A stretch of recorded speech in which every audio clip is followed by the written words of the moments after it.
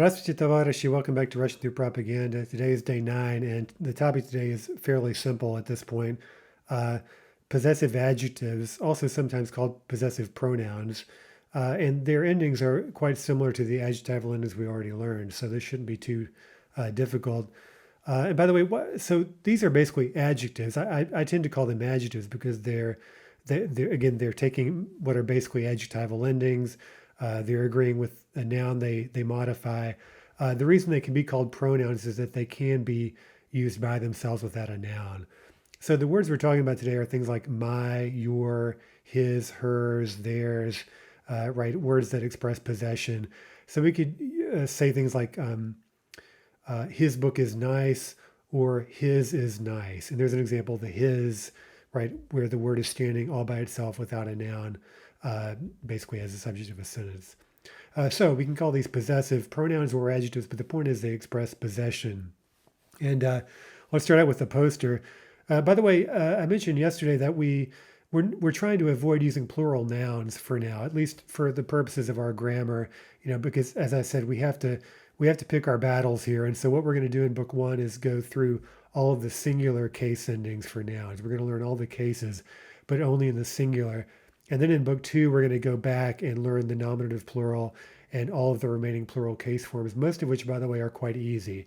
But anyway, of course, here and there on posters and whatnot, you're going to see plural forms. So I thought I might at least give a couple of examples of or basic nominative plurals for masculines. Well, let's start with masculine nouns, and these endings would also work for feminine nouns as well. One example would be, in preparation for our poster, pionnier. A pionnier is a pioneer. The pioneers were basically communist Boy Scouts and communist Girl Scouts. They were a communist youth organization for younger kids. You'll see a lot of them in posters. They're always wearing a red necktie, so they're easy to spot. And they're little brats a lot of the times. They're making demands. They've been hyper politicized like everything was, and they're kind of policing their parents. So you have to really watch out for these little pioneers. But anyway, a single pioneer is a pionnier, and so the pioneers. Well, we need a plural. Well, the basic ending for hard masculine and feminine nouns is y, right? So the plural is pionieri. Pionieri. To give another example, Tavares, right? We mentioned Tavares means comrade, and at the beginning of every lesson, I address you guys as Tavaresi, comrades. So there's a plural. Now, what's going on there? Well, let's think about it. Tavares, well, that's a hard masculine noun. So why isn't the ending y? Can you guess? Well, because of the spelling rule, basically. That's the way we would explain that.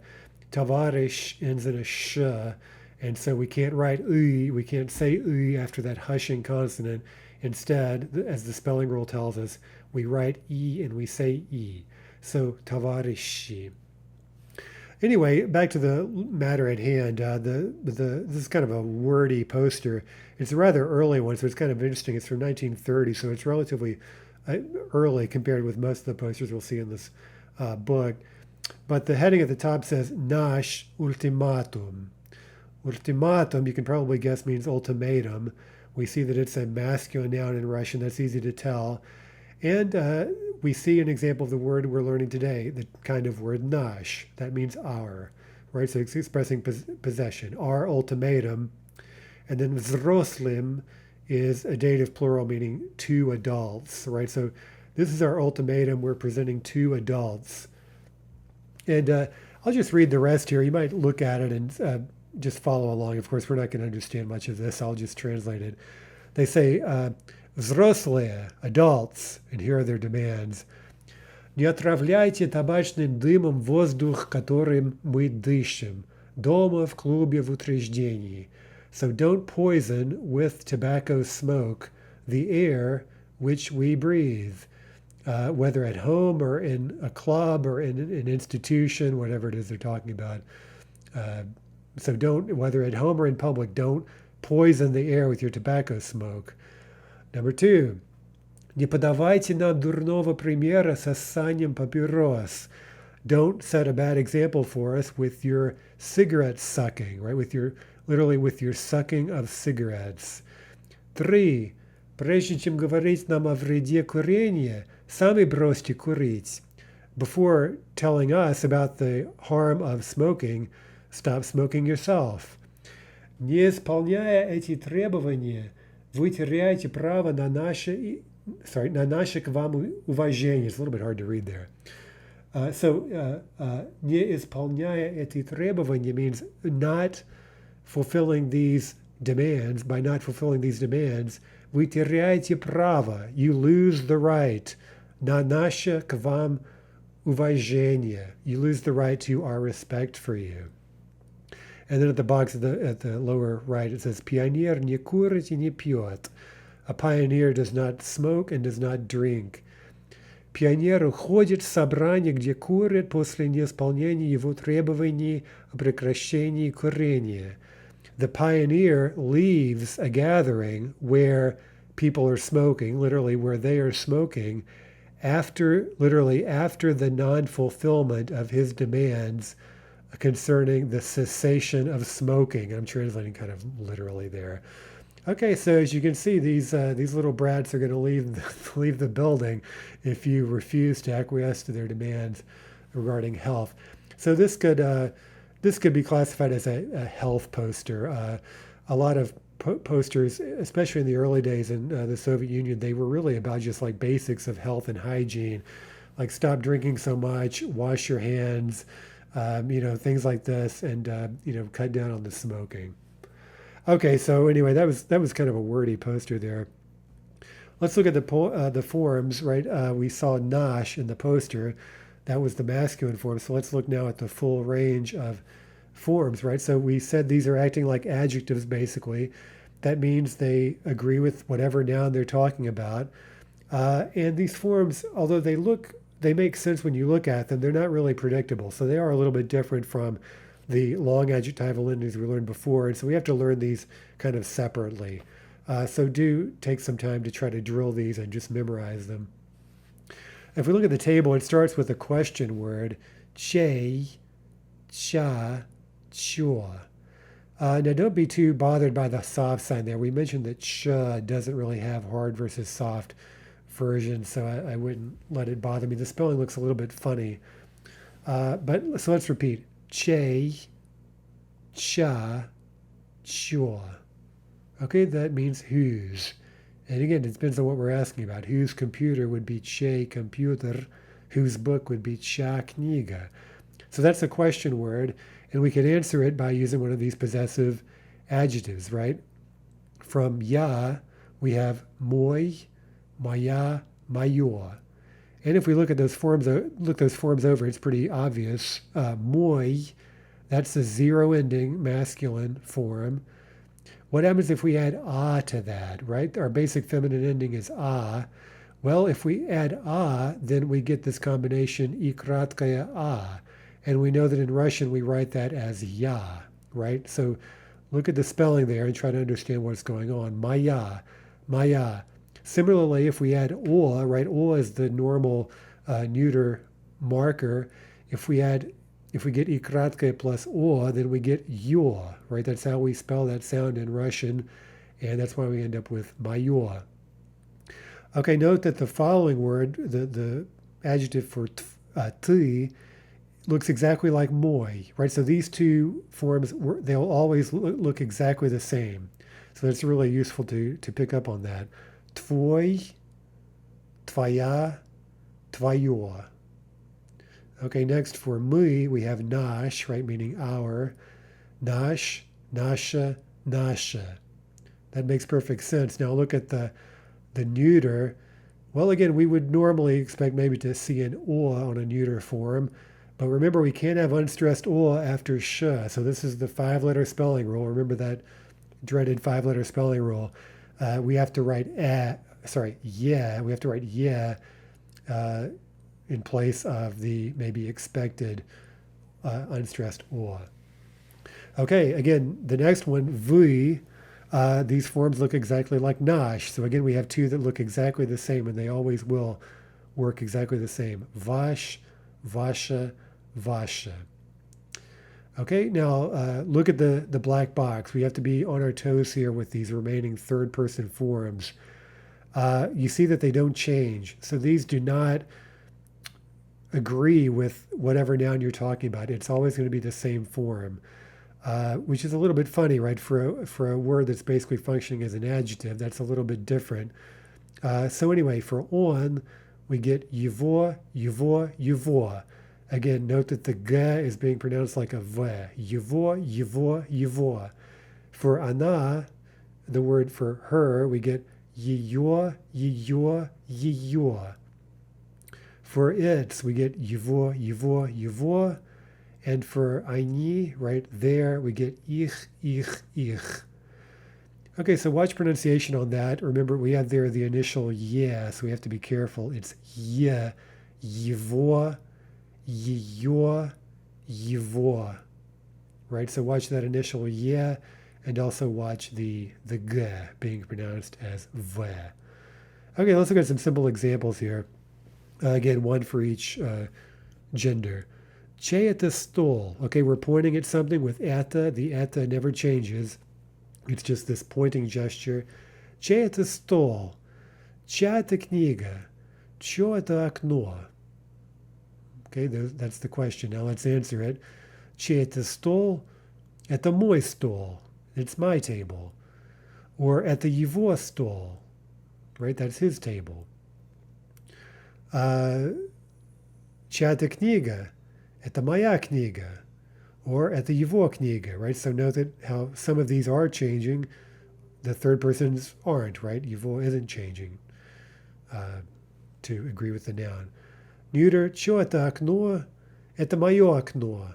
Or это его окно. Okay, more examples with наш. Это наш стол. Это наша книга. Это наше окно. But what if we were saying this is her table, her book, her window? Well, hers never changes, right? Это ее стол, это ее книга, это ее окно. Okay, so let's fill in the blanks, just drilling these new forms. And again, we want to pay attention to what noun we're talking about. You know the drill at this point. So let's start with the question word che and say, whose pen is this? Again, look, it's hard to emphasize enough this pointing word ata. It's never changing, right? The pointing word doesn't agree with anything. It's just kind of this pointing gesture. Okay, hey, look at this pen. Whose pen is this? Чья это ручка? Okay, let's say it's mine. Is it mine? Is it yours? Is it ours? Is it theirs? Is it his? Is it hers? Is it theirs? Okay, она моя, она твоя, она наша, она ваша, она его, она ее, она их. Okay, now note that the last three, right? Его, ее, их. You could fill in those columns in the book right now, right? Because those are never going to change. Его, его, его, его, его, ее, ее, ее, ich, right? Never changing. Keep that in mind, by the way. That's going to come up again soon. There's going to be a little confusing point. So you might try to note that when this little word here is being used the way we're using it today to mean his, when your is used to mean hers, when ich is used to mean theirs, those words never change. Okay, so file that away. Dva, whose umbrella? Okay, masculine. Che это зонт. Он мой, он твой, он наш, он ваш, у него, у нее, у них. Okay, 3. Whose laundry? Neuter, right? Чье это белье? Оно мое, оно твое, оно наше, оно ваше, оно его, оно ее, оно их. Note that, by the way, the rising and falling intonation in these questions. Russian, when you're asking questions, the intonation tends to rise very sharply and then fall again on whatever word is the point of the question.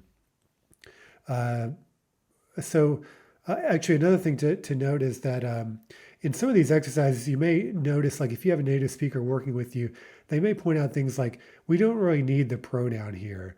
Like, for example, if we were saying, whose laundry is this? We would say, чье это белье? Твое? Его? Right? We don't need the pronoun necessarily. So, as always happens with actual speech, it's usually very pithy. We don't say things that are easily understood. So it sometimes happens, especially in these early exercises, that we kind of flesh things out a little bit more than you might ordinarily do just to practice all these different forms. So it's like with any language book, it can be sometimes a little bit contrived right out of the gates, but you get the point. So let's practice a bit more. Let's ask whose thing is this and what kind is it, right? Again, practicing two of these question words we've learned so far that both function adjectivally. So you might want to note that, right? A word like что, meaning what, which we'll work with more later, it doesn't change. It's like a noun or a pronoun. Sorry, it does change, but it's not an adjective. I should back up. Anyway, what I meant to say is that che and kakoi are adjectives. And let's practice. Whose car? Чья-то машина. What kind of car is it? What kind it? Какая она? Какая она? Whose ball? Два. Чей-то мяч? Какой он? Three. Number three. Чье-то полотенце? Whose towel? What kind of towel is it? Какое оно? Четыре. Чья-то рубашка? Whose shirt is this? What kind of shirt is it? Какая она? Пять. Five. Whose key? Чей-то ключ? Какой он? Шесть. Whose soap? Чье-то мыло? Какое оно? Seven. Whose shampoo? Чей-то шампунь? Какой он? Восемь. Whose blanket or cover? Чье-то одеяло? Какое оно? Девять. Whose bed sheet? Whose sheet? Чья-то простыня? Какая она? Okay, now let's work in past tense here. Whose car was that yesterday? Okay, so we want to use che plus a past tense form of the verb. Everything else remains the same. Чья-то была машина вчера. Right, so чья была. Note, looking forward to tomorrow's lesson, that the subject of that verb была is машина. It's not это. The pointing word это is not a subject. It's just this kind of empty pointing gesture. And we can see that clearly in these past tense sentences, right? That the verb we need here is была, feminine, and that makes clear that the feminine noun машина is the subject. Okay, два. Sorry, I didn't do the rest of it. Чья-то была машина вчера. Let's say this was my new car. Это была моя новая машина. And the response is ничего себе, wow. Okay, that's one of those idioms that it almost defies translation. It means literally nothing to myself. Nothing to myself, so that doesn't really seem to make much sense. It expresses astonishment, right? So we could translate it, wow, ничего себе. Some of those idioms like that, some idioms we will try to pick apart and understand. Some, it's not really worth wasting your energy trying to understand it literally. Just make peace with what it means and don't try to delve too deeply. It doesn't always reward itself. Okay, anyway, два. Whose ball was that yesterday? Okay, test yourself. Чей это был мяч вчера? Чей это был мяч вчера? That was my new ball. Это был мой новый мяч. Ничего себе. Three. Whose armchair was that yesterday? Чье это было кресло вчера? Well, that was my new armchair. Это было мое новое кресло. Ничего себе. 4. Whose book was that yesterday? Чья это была книга вчера? Это была моя новая книга. Ничего себе. 5. Whose phone was that yesterday? Чей это был телефон вчера? That was my new telephone. Это был мой новый телефон. Ничего себе. Okay, a quick note, and actually let's look at a poster quickly. Another wartime poster, World War II, obviously. Наше дело правое. Наше дело правое. Our cause is just. Дело is a pretty common word, and it can be translated in a lot of different ways. It basically means something you do. So it can mean any number of things. Again, and we've seen this actually already. Как дела means how are things, how are your affairs, how are your matters, how's business, how are things going, you know. Наше дело правое, враг будет разбит. So our cause is just. There we have the possessive наше, a neuter noun дело, and an adjective правое, meaning just. Враг будет разбит. The enemy will be crushed. Okay, so there's our future tense verb. Будет разбит means crushed. And so once we know the meaning of a few of these words, we can actually understand quite a bit of the grammar here already.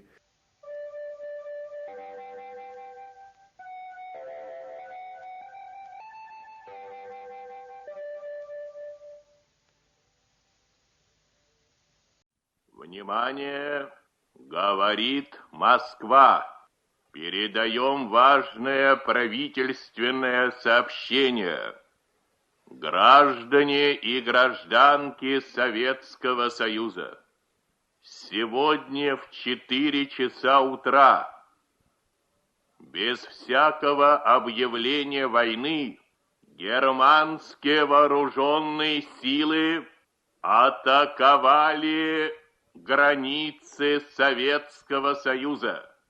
Началась Великая Отечественная война советского народа против немецко-фашистских захватчиков.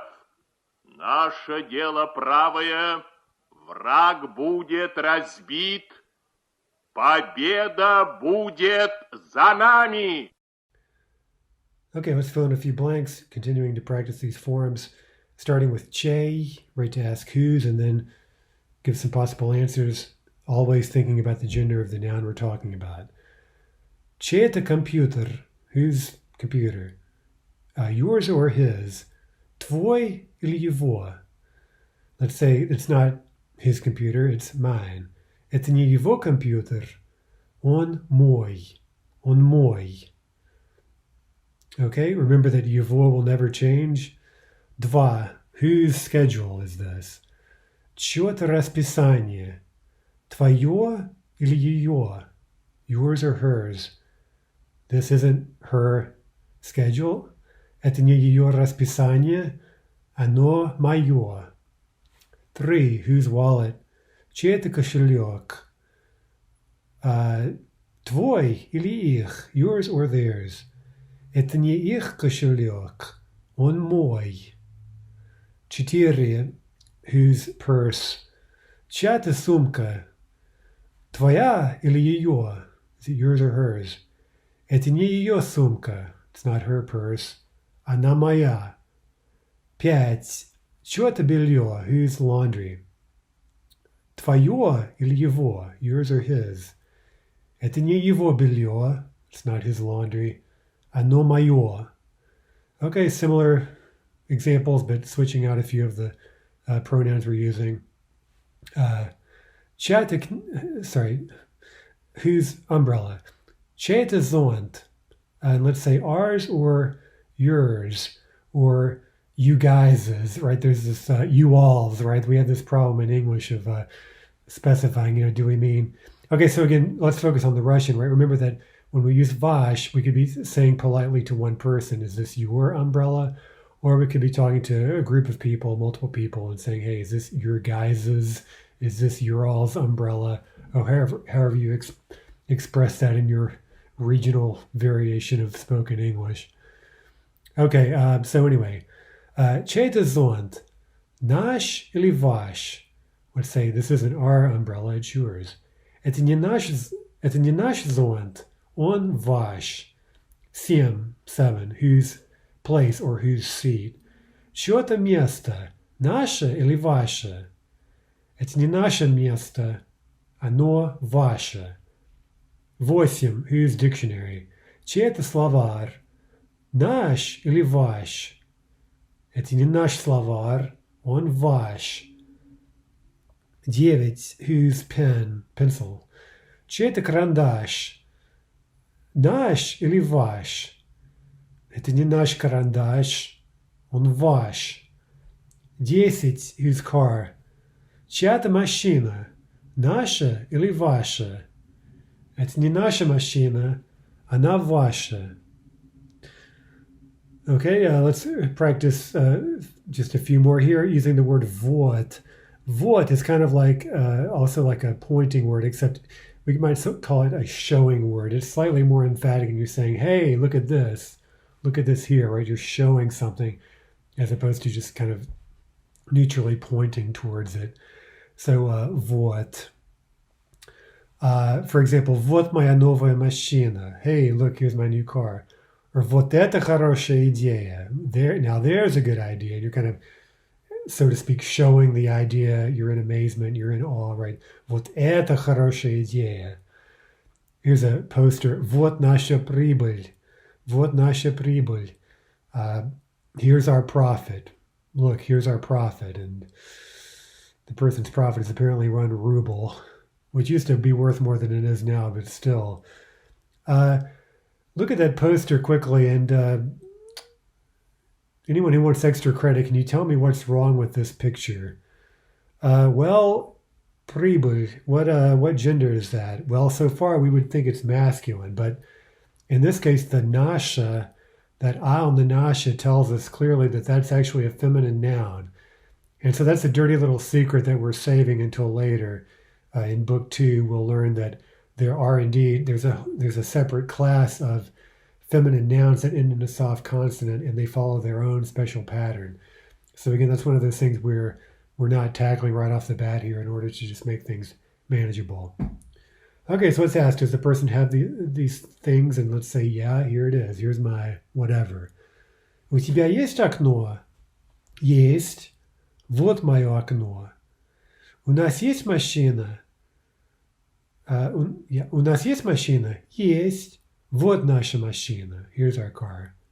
Number 3. У них есть велосипед? Do they have a bike? Есть. Вот их велосипед. Here's their bike. 4. У него есть одеяло? Does he have a blanket? Есть. Вот его одеяло. 5. У нее есть словарь? Does she have a dictionary? Есть. Вот ее словарь. 6. У меня есть место? Do I have a seat? Есть. Вот твое место. Okay, one final thing today very quickly is we mentioned adverbs the other day and how they modify verbs typically or another adjective or another adverb, and how they never change their form in Russian. So today we're going to learn a couple of others that are quite useful. Two words for now, right? Сейчас is kind of, think of that as your default way of saying now, сейчас. You can also say теперь, but that typically introduces a kind of contrast, so it's a bit more emphatic. So you'd use теперь in sentences like, well, you know, when I was younger, I thought this or that. Но теперь, right? But now, something's different, right? And here's a poster, also a rather old one. A lot of the early posters feature these kind of primitive, almost folk-like drawings, this art style. Anyway, we have a прежде and a теперь, right? What things were like before, прежде, under the Tsarist regime, and what they're like теперь, right now, under socialism, right? Царские полки и Красная армия. the Tsar's regiments, the Tsar's armies, and the Red Army, right? So here the specific contrast is between the serving in the military, and then the captions below say "За что сражались прежде," for what they fought before, right? The things they were fighting for under the Tsar, as opposed to "За что сражаются теперь." And even though we don't know much about verbs, you can maybe spot the difference in tense. Сражались, you see that L, that's the past tense marker. And then we also have сражают, so that's a present tense verb, and we'll understand that form a little bit better next chapter. So if we zoom in and see, it's a little bit hard to read, but what were soldiers fighting in support of under the Tsar? And you can see the double-headed eagle there has an inscription that says "Rabstva," meaning slavery or servitude. And a few other ones are "Tunyayadstva," which means like idleness, right? When you're not doing anything and yet you expect to eat. "Exploatatia," exploitation. "Pogromy," right? Pogroms. That's anti-Jewish violence that was a problem all over Eastern Europe, but it's also in the under the Russian Empire. Of course, again, we could talk all day about that, but I probably should not get off track. Also, imperialism. Right, so anyway, there are others there. What are you fighting for in the Red Army? In the middle there we see "Svobodny trud," free labor. Also "Искусство," art. "Svoboda," freedom. "Chlieb," bread. "Nauka," science. Okay, so anyway, let's look at a couple of examples with these two words for now. Boris сейчас дома. Is Boris at home right now? And you see how we just use сейчас as our kind of default. Okay, now we get this response. Раньше он был дома, но теперь нет. Okay, and we get this contrasting thing. Yeah, he was home earlier, but now he's not. And so there you would tend to see теперь. One more example. Машина была новая, но теперь она старая. Okay, let's fill in a few blanks with these. And let's, again, use opposites. And we're kind of fed the opposites here in the question. For example, расписание у тебя трудное или легкое? Is your schedule difficult or easy? Let's say earlier it was easy, but now it's hard. Раньше оно было легкое, но теперь оно трудное. Okay, now again, we could answer more tersely. Again, that second pronoun isn't really necessary, right? But anyway, for the sake of exercise. 2. Комната у тебя большая или маленькая? Is your room large or small? Now let's say it used to be big, now it's small. Раньше она была большая, но теперь она маленькая. 3. Is your telephone good or bad? Твой телефон хороший или плохой? Well, I broke my telephone recently, so I'll say it used to be nice. It used to be brand new a few months ago. Now it's bad. Раньше он был хороший, но теперь плохой. 4. Работа у нас интересная или скучная? Let's say our work used to be interesting, but now it's boring. Раньше она была интересная, но теперь скучная. 5. Окно у вас большое или маленькое? Is your window big or small? Let's say it used to be small, now it's big. Раньше оно было маленькое, но теперь большое. 6. Is your bike expensive or cheap? Раньше он был дорогой. It used to be expensive, но теперь дешевый. 7. Ваша одежда дорогая или дешевая? Is your clothing expensive or cheap? Let's say it used to be cheap, now it's expensive. Раньше она была дешевая, но теперь дорогая. Okay, that's it for today. So again, more of the same, right? Learning some new forms that basically function as adjectives and always thinking, what is the gender of whatever we're talking about? hopefully you're getting into that habit now, but it's something you're going to have to continue doing as long as you study Russian, right? Always be thinking about grammatical gender. It's completely inescapable. Okay, well, that's it for today. Until next time, до свидания, товарищи.